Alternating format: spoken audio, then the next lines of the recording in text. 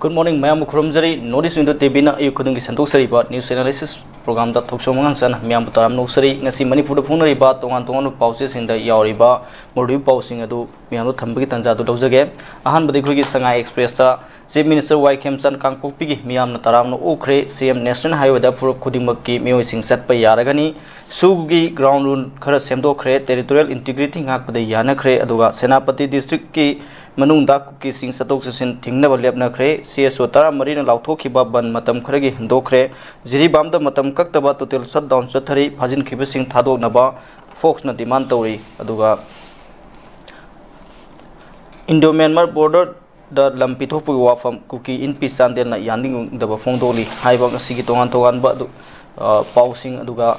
Joint Tribes Council na boycott tawbada Chief Minister Makhan Khulda Changlam Khidre haiba tongan ba pausing the hariba pausing asi tumo phongnari haiba tare ngasi phone pausing asi khana rena bidam ikoi studio election no lebiriba ngasi playlist man sakta pe tanja toro jage kai khunajriba mingwan panjarbada oja yengkom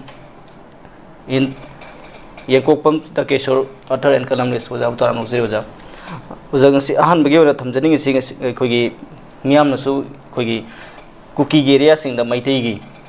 Mihut sing, Adoga Maruina, Lingak, Sang by Gamdan Matam Sang and Lerambado, Anova, losing Wasina, Lak Padagi sing district sing the Sang Badu Manunction, Makasatara Poina, around sea, Kogi, Kangpo Pisatuna, Kangpo Pigi Miam, the development game Manglan Amam, Utkibogalona, Mayam Matam Sang, Satpaya, than Leramba National Highway sing the a thing but later. Kang Furu Kudingi, Musing, Maruina, my tasting Hana Saping among the Badu, Sat Payaragani have wapum sing, Fondo Kiva, Kamai with a films. Hana Makta notice window television ge Ayuki news analysis Meng Taviru Puno Kono Kurumjari Pausimakti Tasengba Equi Magi cover free as I tareko. She Ming the Gi Nagati. Papa Pong and Mayam low nagani, but Manunda Kari lady no high with the Tolaka the Totoxin and Lepani and I smine them again. Aduga basically a noble government Amala Ibusigi main priorities here. Masi Equi peace and tranquility she restore Toguneva, Manipur the high over the Liba put me Ampuna Musia. Other Liba put me am sing a Sigi Manunda, Masiam Sauba, milestone step a manevo, and the Gilaiba put Chimase. Sing among the honorable Chief Minister Hoy and the key Anova, 𝐍𝐿 Manipuri sing Shampoo da, Ziribam da, Sandel da, Lady Quat, Tongan Pum sing da, Senapati da Masi, Singilam sing da, Dum Satlaga Mike and Osi. Magi peace mission haitarene si adum sataraga lai adungarang siam sawa milestone step amoina Manipur gi khoigi national highway number 2 amadi kanoda khoigi Jiribam lambi haitare ko ani sideda khoi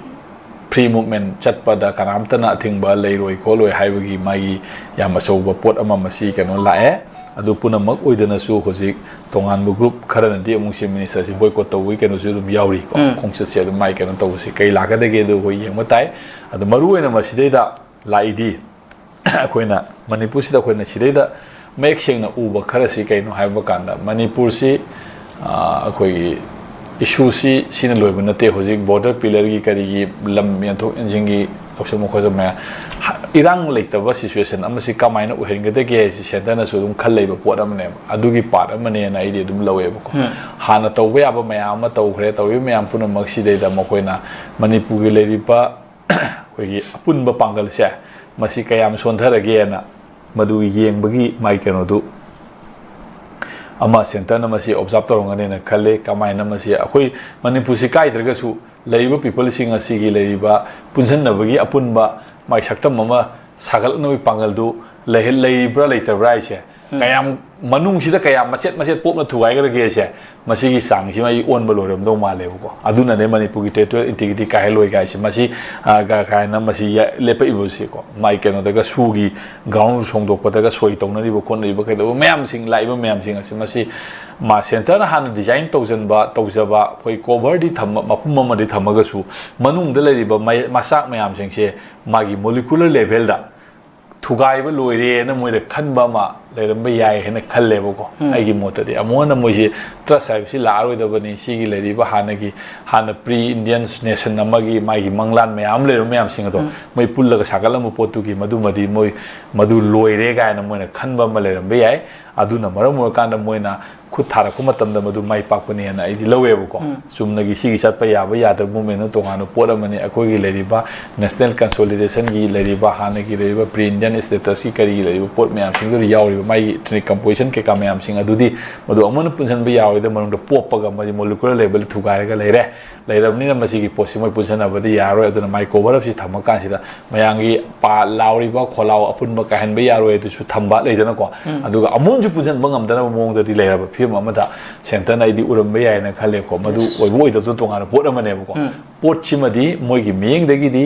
मनुंगसिददि कायरबा दुगा मपानददि मपुमुइना लेहलिबा सक्तम ममोइना Moina आई उरमबा यायना खले मरम मसिना मणिपुरगी अपुनबगी ओइबा लेरिबा ethnic composition सिंगी अपुनबा मागी unique केनो अमदा voice अमा पुनः थोलप ngamaroy haidana magi pora mai urumgada male maramaduna moina payo finger tips leba pokhra sina kana adu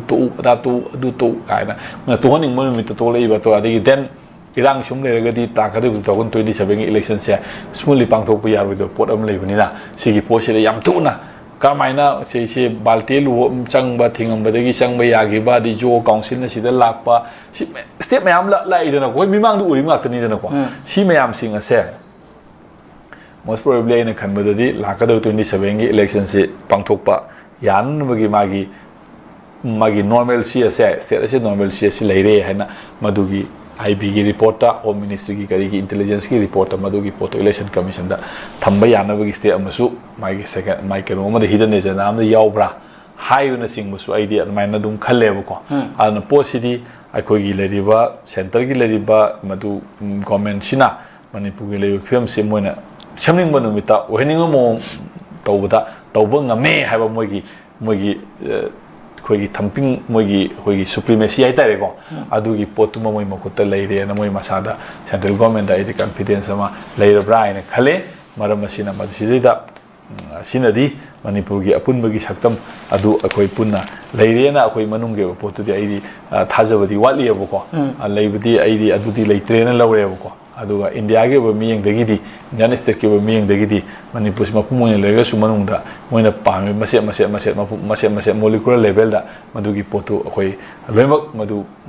wall ama kharaga pujana ba yada mongda thammena moina adumaina ai khalam do male ko aduga aduna neba sida satpa yariba kholiba adigi si national highway si kanam tagi maran nate khote adu nation gi ni adugi ni gain tholeba lon mayam ko mayam sing ase aduna sida leriba magi pot magi leriba koigi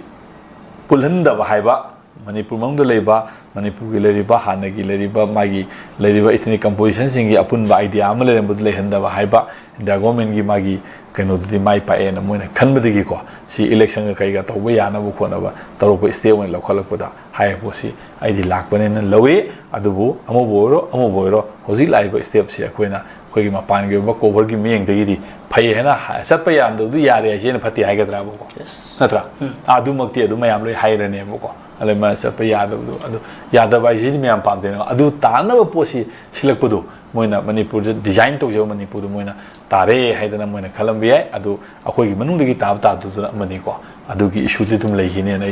ai meng degi sumaina dum ai di yeng na ai sumai tamse ga yam paza wakhalon ne hojik lei film sida gi mapan thung da miyam na kai da mala su manung da lei ba si India government gi meng da kai ra ba oina lorom bai ai maduna step si lokalak pane ha baduni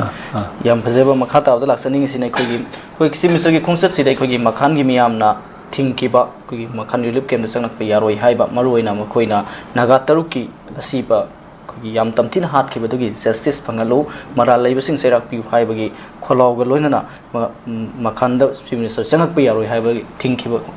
Tansikamai, issues it divert over in Evo. Conflict Lohenda Mosikara, the divert over the have a port to Gilapagi Port Nevo. तसेंबगी सिगी लेरिबा मी तरु हाटखिबसी अमगी ओरो मियोय बनी मोइन हालिसी को नागागी वा cookie की वा मितेगी वा तोखरो अमगी वा लोइ तोखरो को अदुगे याम साथीना अदुइ मथकता हालिबा कांबुदुना सु फोंगना अखोइना स्माइन तौबदु सोइग्रे सि तौग्रे हाइना सु हाइरबदुदैदा मदुगी मथकतुदा आइनगी ओबा कयाम कुइबा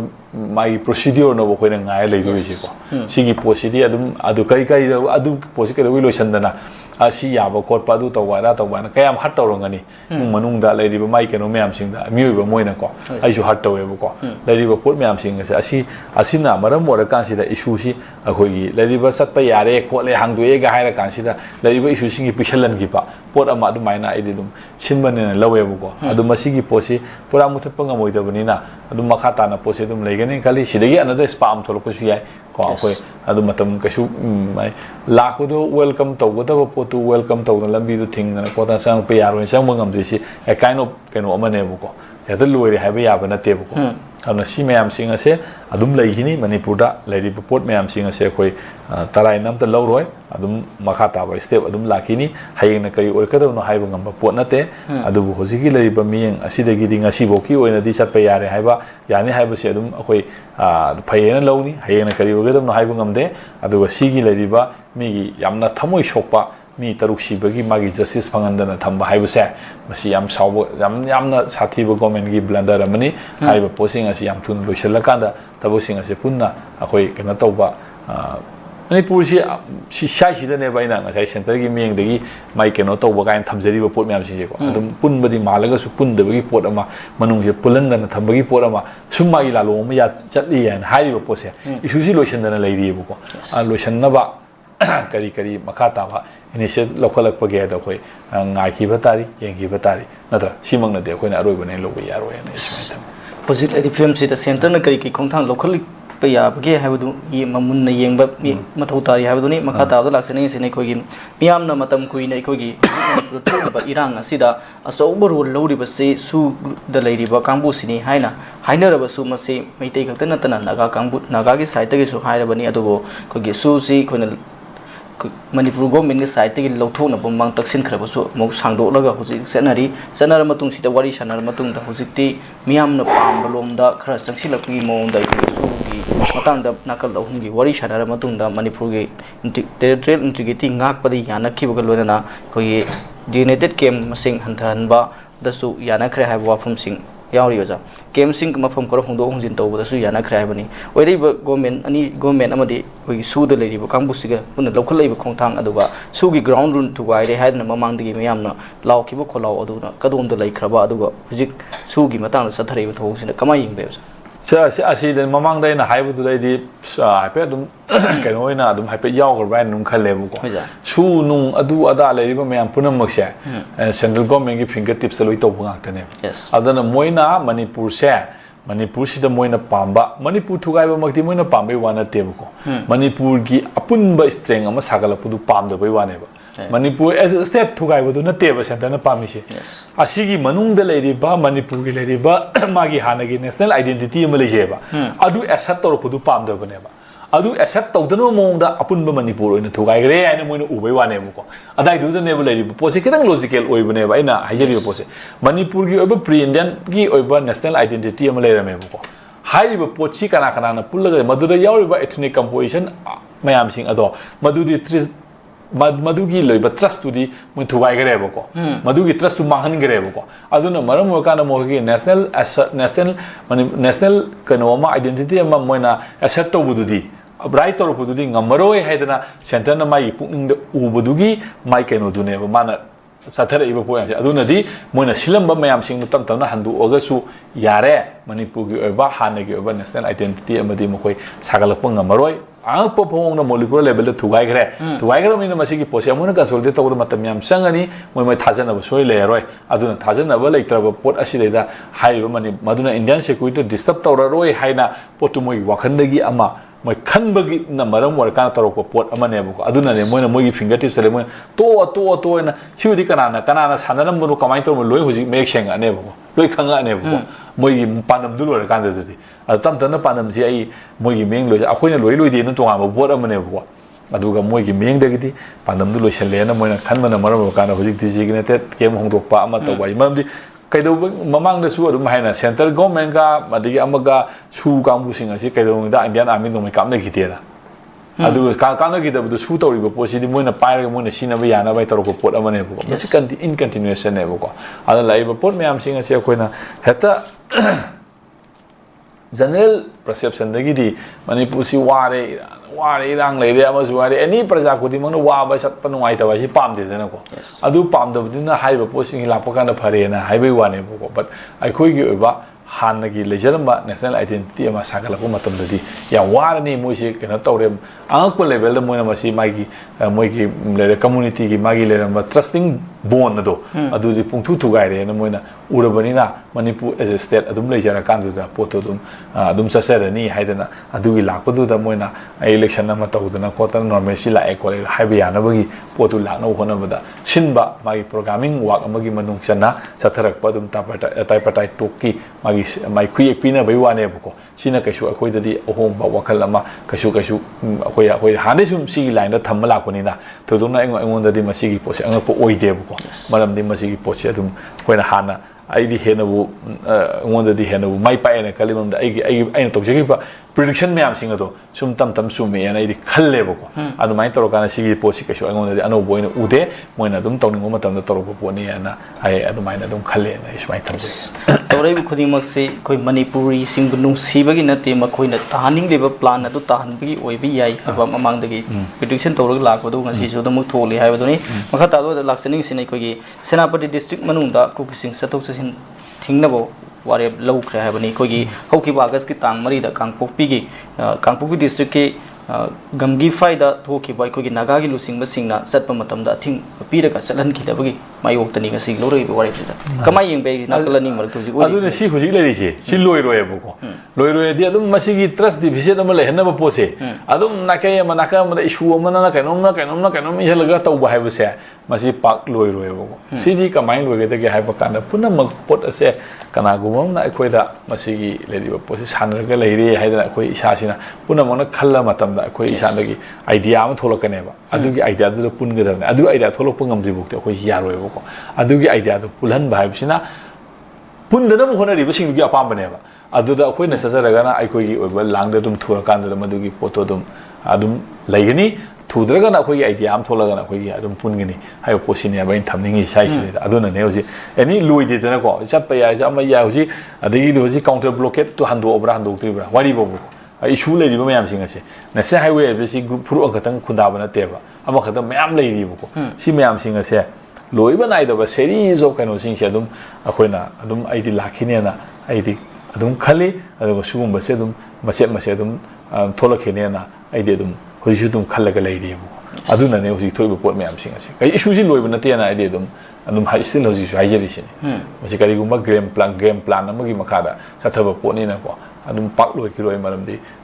wari si loi dri ba game sathari bo macet ngang break lo we wa ne na ai di smai tham se yes juju oi di film si kana gumba kharana fajana sin sem saraga oi helakpani masi loisin ba nai dana masi gi chapcha mokhogi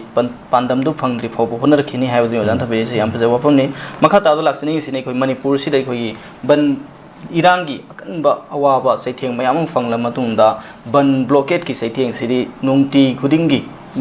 manipur du khundare khuding makta mayok naraba dugumba awaba saitheng masina ban tawsina kanaba aduga ban tawsina mangjaba sidi kanaba ga mangjaba ga si pangjaba na sarup chama hena helamgadra na miyamna so hainari hojik leiri basida miyamna ban tawsina kana ga doriba aduga ban tawsina pining ni basi ban tawsina miyamda nomage suraga jara tanjari basingda aduki matik saitheng pi aduga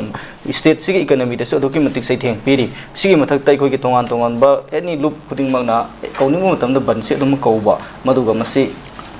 miyamda awaba pi ba duga masina lenga ki oiba leiriba lusing basing dadi awaba pi bagi saruksi kya udaba si miyamna ban tawba si pamna raktraba film amani adugo ma khoi gi seso taramari lauthoki ba ban matam khari gi na handokre hai wafam ni tawrakpasu yari ji phau yonde handokre hai bani si ban gi matang su kamai yengbe ban gi matang si di anauba na tre da ko akhoi gi adum akhoi si society si leiriba potchi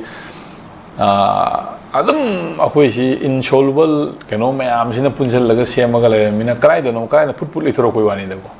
ado hoji aina anova idea am khakti aina thamning wa khakti ko ban total shutdown adu ada toba pot mayam sina masina issue duna tongan wa mane ko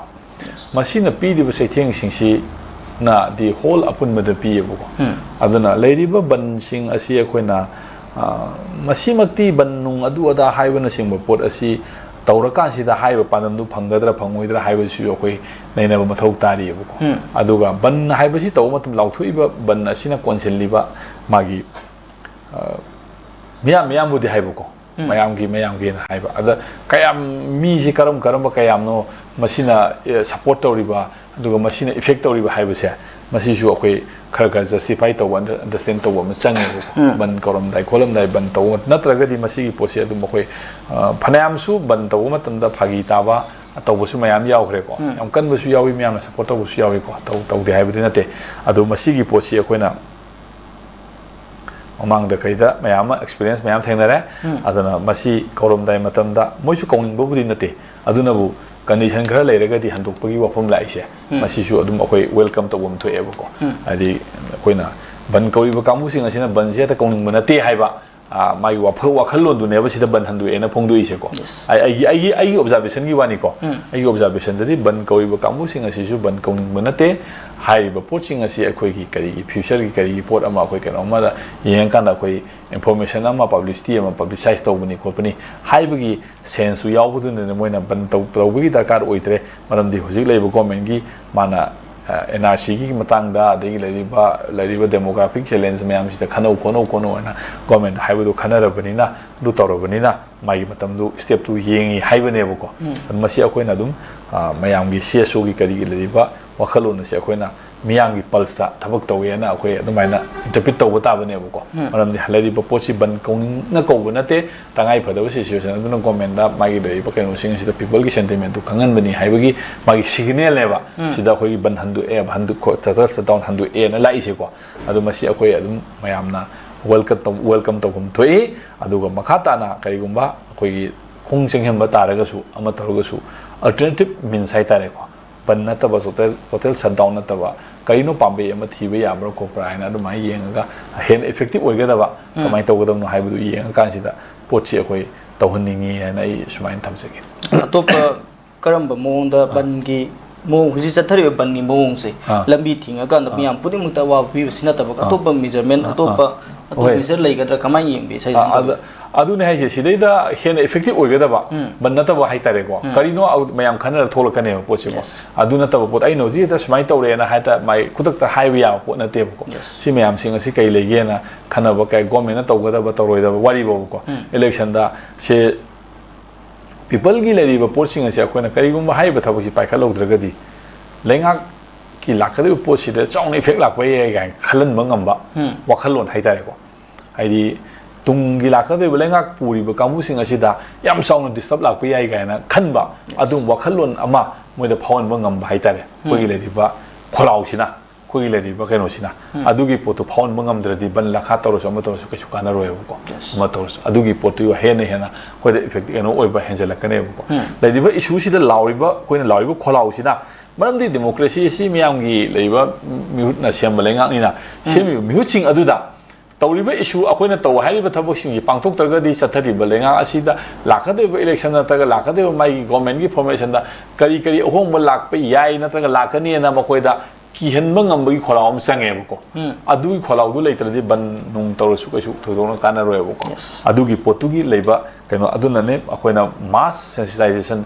people sing asida kaya masi understanding le again amadugi awareness tawba corporation da ka lai kai gum hai post tawdraga di na khoi government si matang le bia roi ko natraga masi gi post tawya roi ko hana madugi thatan tawba ngamba madugi punish tawba ngamba ai khoi gi people la mada ka le ko adugi people du oi bangam dradi ban tawr su ya roi ma tawr su ya roi ko adugi people du khoi kamai oi gi dagi hai po to khoi ai di wakan se khala ninge ko adai du dai di wak to honinge ai smai thamse yam hoje jamaka ta la sene sine huji miyam na su yam na kan ngana riba matam sang na manipur gi border pillar gi matang da su issue si so bi su oi khibani do hoji ti yam na khogi mi painingai oi ba mana khogi Myanmar am India gi khogi boundary si the exchange ki wafum ma lak pa sei maroi na Indo Myanmar border dam pithopugi wafam kuki in pi sandel na yaning da fondroli maruena border pillar 65 and 68 hariba sigi marakta kugi kilometer mari rongi square kilometer mari rongi lamsi to exchange to na wi wafam doni hairi pawsi da kamai yengbe si manipurgi masigi matang da hairodi mas naina thamning mom khakti ko manipurgi territorial boundary na territorial keno sima di masi nga kadabani ko kadabani haibasi international treaty adegi di maze agreement ki lei ba points mayam lei ain gi mi degi di ko adada ain gi mi haibasi na ain gi mi ni ain na taba physical occupancy na political mi am su lei ri ko luri ba poti akoi na masi gi akoi gi pipa nga kadabani kahen ba yaro yen lauri ba mioi kanglup asigi physical occupancy si kara wai de lei gi have issue sine wa ji amaru oise asi akoina physical occupancy si lei bra ma si akoina physically protect to khoi gi kanu da su dokhondar ga pata da ki dokhondar na chawe haibam le khoi ka a kan lam gi kari yena pa ka si da dokhondar ga pata da ga si pata dokhondar na chawe haibam le ko pata da rai dun ain heba dokhondar rai dun physical occupancy ne physical occupancy ta dok bangam di mana matam gi matungina madugi matungina magi ain olakadoi ne aduna posi akoina kayam dokhon to wangami gi kayam occupy to wangami gi kayam magi occupancy tu kayam leidi gi haba poche masi gi pangal si gi makha pona magi ain du lakadoi ne matam amada akoina occupy to wangamba akoi gi occupant madugi occupancy du gi magi shakti pangal leram baduna maram kan ain du tholei ne ba madugi ain du hingal le hoboi wani madugi physical occupancy du ma har kanda ain du kayam gi hinga lege de have another occupancy ma tholo pakanda another ainam tholo kane sigi posini yamna khoi ne na de pose political issue hai sai sine ko ain gi wang ma si de political issue ma le ri ko masigi pangal sine ba khoi da le ri pose ain da di haji manipur gi border pillar number adu ada manipur si hana mari pre state ni adu ni ada mayam le khre ko adi article 3 na sok pa ngami ngamde 360 da adu yawi ada international law da adi UT policies da kari da mayam am le khre aduna ain gi wane bo adugi ain du sisina bangamba adugi ain mu panghan bangamba madugi pangal leba madugi political power ama madugi political occupancy ma di change bo ko adugi potu leitradi hai puna moksam ta yaro ba law buna sai da lepaga natraga koina kai gu makhara taw buna yaro bo ko masigi posi akoi da masigi pangal kyam leiri gi ha ba sai wahang ai gi still ai wosi shutum hangi bo ai shu madugi partu da ama oina dum kari to bungam mi gi sai thanda hangjeri bo ko ada aina masi kemta occupy to bangam na adi mathata india gi de hoji madugi diplomatic relation da madu thado khar da kai moi da kai oisaba lei kamai to we have indian state ki ming di yeng di kamai to rong ni si mayam si ja khoi nei na ba change bo adugi padu da khoi na masigi political occupancy gi magi shakti pangal mayam sing ase aina yaroi adu tawroi kuki in pina natraga adu na adana manipur gi kokomi na natraga UCM na amuko na adu any level political party na BJP na congress na manipur MPP na leidana ko manipur kai bi yaroi manipur gi si tawroi haiba wadu na tongan do maneba aduna magi leiba feeling emotion sentiment tu ne ko madugi emotion feeling sentiment sing ado madu physically madu occupy to bangam pangal ontopam sangeba madu ontopam ngamdradi akoina posing ase prithvi gi map ase sahi sama khuding gi sahi yang kai khuding gi magi ohongba adum leyeba ko magi leriba magi occupy to riba my group natraga magi idea adugi magi interest ki matungina adugi ain duna sanga selo dum tongan ba manebu ko atuna aikoina hoji tarka leri haiba area si dominate tawno hona ba kanda masi area si kayan dano hona ba kanda aikogi political power aikogi political occupancy do madu karai da leri ge do madu hana idi ai make senga ninge ba ko adu kandu da aikogi lamgi kari gi make senga ba adum lakane ba ko ai sumaina ai thanagi yam moise ja lochila ko da laksani sini khoi yam khoi hoji hoji manipur da tang du leita da ba pam do thodo myam mot ko pusi manung sen no jiri pam da matam kakta ba total shut down sa thari fajin ki basing thado na ba fox 21 tawi khoi police na khoi gi miyo amu bu wari sana se na kauraga fajin ki ba gi mayok tani saksi lai bu khongchang se numit umni gi manung thado rok tabdi he na kan ba khongchang sing saksi lakani hai bani kamai yeng be ja ru ban thambi masi di akhoi na organization du leita bani na mai gi lai ba posi kayam na kaino haibadu made akhoi na khamangam dre but leiriba posi ULA pambai ki luchingba kambu hojik pestok chathari bai tare ko asi ki kambu sing asini adu magi protocol magi leiriba yanari matung inadi makoi si moigi leiriba khoigi moina piriba kem tu da moisi lengdana leiba ade ama tawba ade moigi leiriba magi daita punamak adu ada mayam sing asi mo yanari butugi makapona chana ba khona ba haiba pochi gi manungda leina ba pot amanina madugi potu akoina madu ngangu matamda kaino haiba potu akoina udaba mayam leibanina yam kahenba strong comment di akoi thambadi ngamde adugo leiriba pot asidadi wari sanaraga yanare leiriba potu phajan ba haiba simadi ko madu ain gi ming degi di lali tobom thukto pot amane ko adubu aina yai haidana su aina yaba mi su mayam phari dana maram di aina mi masala sen khairo di natra mi ngona dhap tawradi ai su ain gi manung da leibane haibani na aina phari dana ko organization du gi yanai leiba yati haibuna taba moi gi wa yanari wari sing du gi wang ma da satpa thabak lera magadi madu aina madu gi potu intervene taw matam da madu akoina madu sentiment emotion da haibiya da pot mayam ma lera magadi akoina haiba ngam debu ko aduga pot ching adudi tasengba logic ki oina di wari sanaraga leiriba pot amabu kaushalaga phajalaga thami haibasidi madudi magi leiriba contract thugaibaga samane ko contract thugaibudu phatte wari sanarena moina phari se moina phari sibagi maram se moina sigi memda paisa piu hairame moina sira nomai ulamme moina si tawramme haibana singba leiriba ground rule ado madu moina su ngaktabagi mogi mathakta suguma thabaksi tawbani haidana madu justify tawbam di changebo adu justify tawdragadi poching adi adu masana people gi mo me lakhaneba mari wari sana sena ko thoga wari sana sena phajan taragadi adu wari sana we atha leitre natra adana leriba posi akoina hai si gaktani ko agi logic ti mogi chumba lanba mogi ain gi meng dana moi tonganu pot leirangani aduna pot myam sing ase police na su kauri ba kamu na su akoina phari ba posi sina ni akoina pai posi sina ni haidana sengdokadaba pot ne ko ain gi manu sanga mi am ta phaba yaro mi am ta punba yaro haibadi leite ko ada mi phaba yai mi punba yai adu phaba gi punba gi maram di pi gadamne mana si tawri si tawri se maram yaw de pan da ain thu ain ngakane na semi ba kamu don ain thu gai ba tare ko masi bu kari kawi haiba kan state terrorism hairisi ko sigi posidi akoina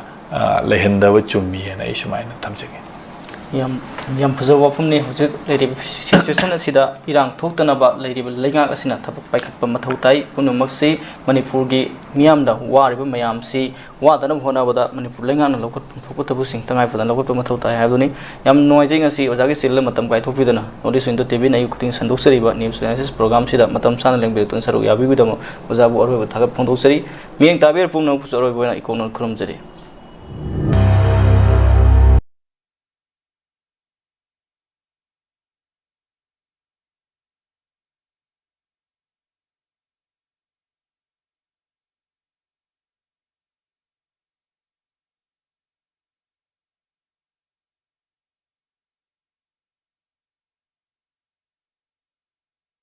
Northeast window meaning tabiriba mayam punamakpu taramna okchari hauzik mapalamgi thabaki pau pijari ahanbada athubagi oina Dubai gi warehouse worker gi thabak kauri hairiba thabak asi apply to biningba miyoisingna presentable and good communication skill leibeta natana masagi chahi kunma thoidagina kuntra taret phawbada leiba oibigadabani hairiba thabak asigi pijariba khudong chabasing adudi per day 12 hours duty hours oijagani per week ta 6 days duty oijagani 2 years work visa pijagani loinana accommodation and transportation pijabata natana medical and insurance su pijagani hairiba thabak asigi thagi oiba salary lising kuntare tagi haujaga